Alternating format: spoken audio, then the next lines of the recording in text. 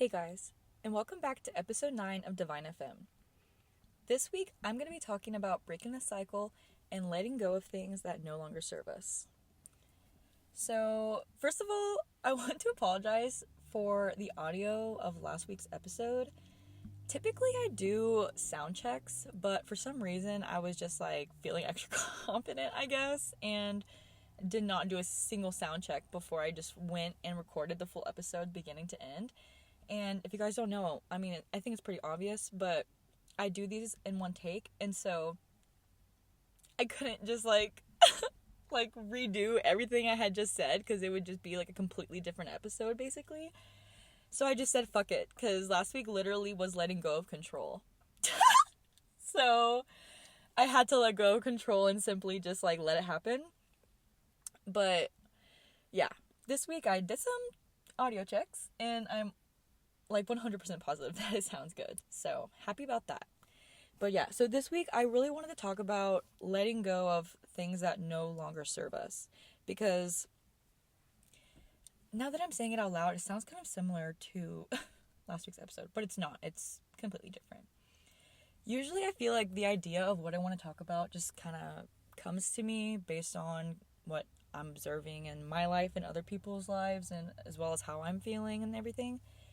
And I feel like I've just really noticed that the more I get into my, spiritual awakening and trying to evolve myself into the highest version of myself, I literally hate that I have things that still control me in a way.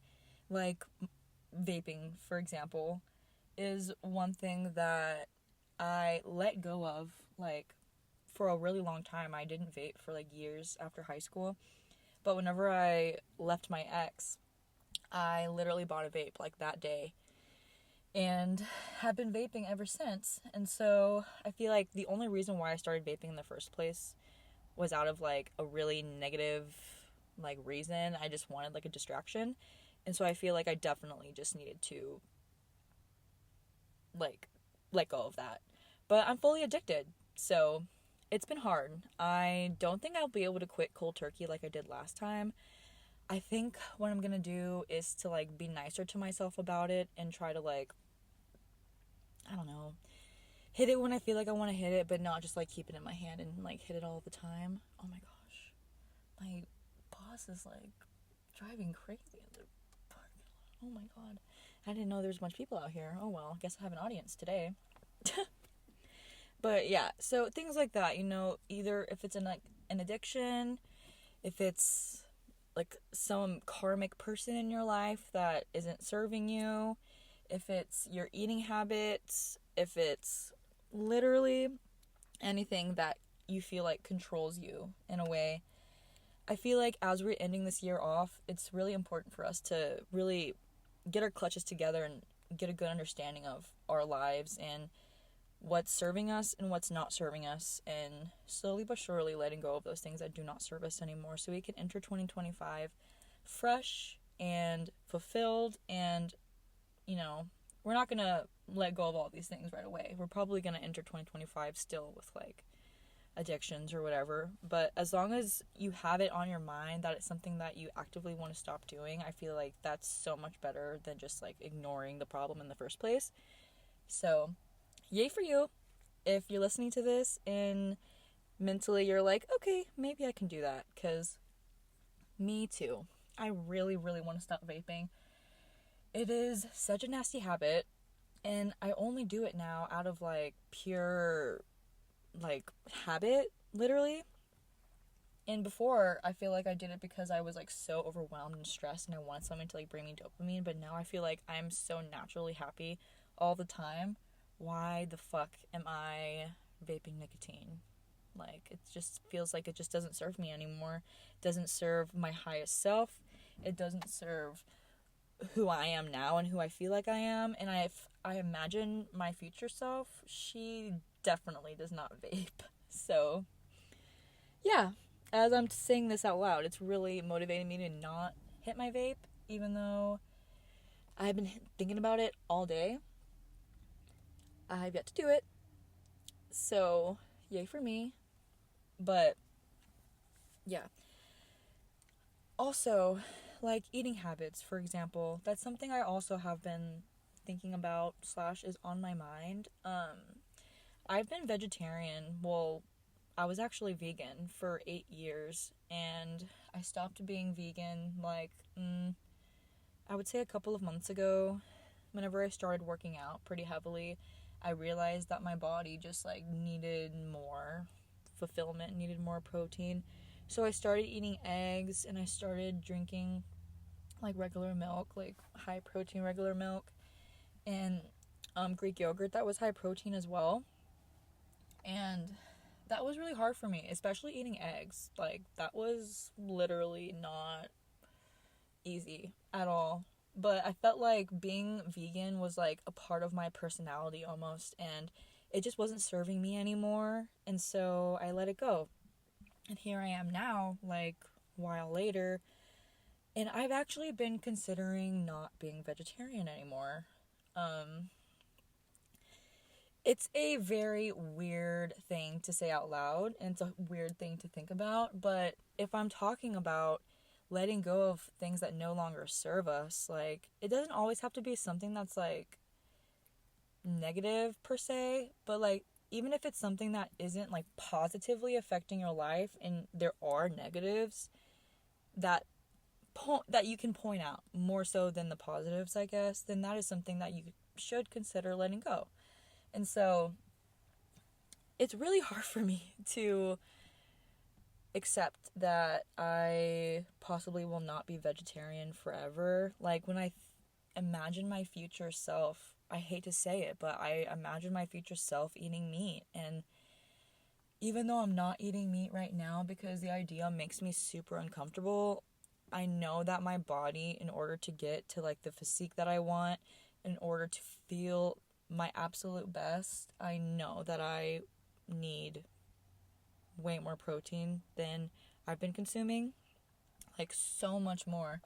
I go through my vegan meat like so fast because I have to eat so much of it at once to like reach how much protein I want to get in my meal, you know? And it's not good for my body either. It's not good for my bank account.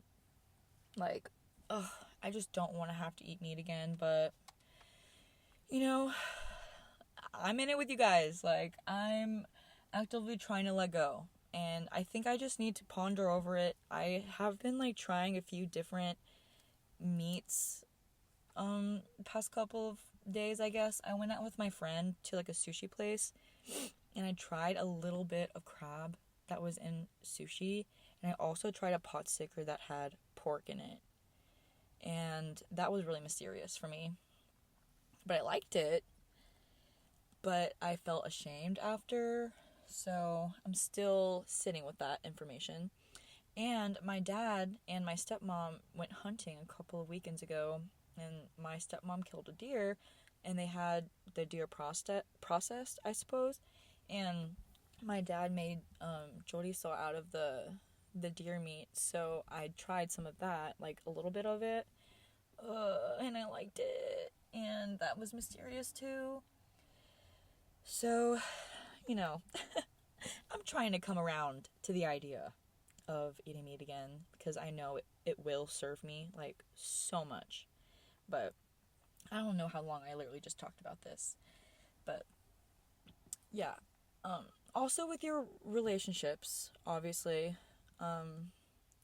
whether it's family, whether it's like a actual like loving relationship, whether it's like a friendship, if you have someone around you who is just making you feel low, you feel like maybe has like an internal competition with you, maybe they're like judging you, anything that makes you feel negative, like their vibe, their energy, you know, those people probably aren't serving you. And typically you can feel people's energy, like someone can say something and their actions will say something, but you just know what they actually are trying to say or trying to do.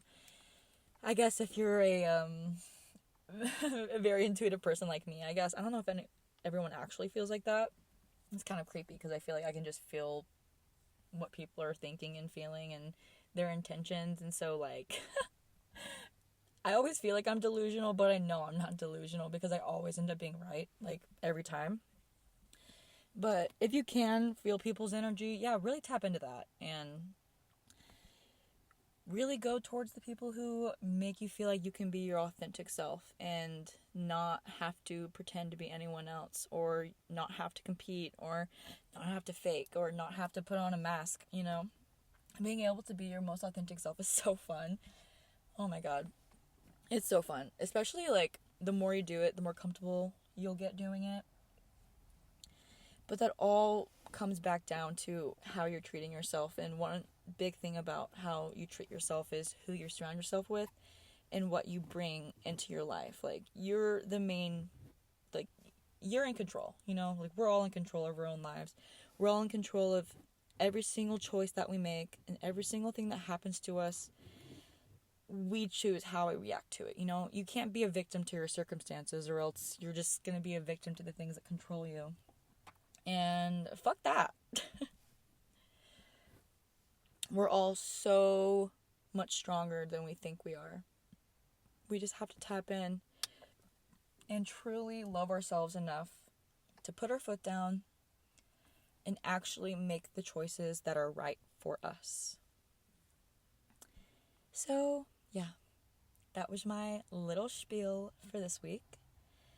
I just really wanted to motivate anyone out there who's maybe feeling a little lost or alone, or just, you know, bogged down with stresses from life in general, and you just don't really know, like, where to go from here besides feeling low. I just want to promise you that there's always the light. Like, there's always light at the end of the tunnel. You just have to seek it out. And the way you seek it out is by going within. So I hope you guys have a great week. I hope you have a great weekend. And don't forget to check out my YouTube channel. I'm pretty sure my @ is Abby Flores 4567. Unfortunately, I don't know how to change that, or how I even set it up in the first place. But if you want to watch my YouTube channel, I have a few vlogs up, and I've been having a lot of fun doing that, and I plan to continue to do that. And I guess I will talk to you guys soon. Bye.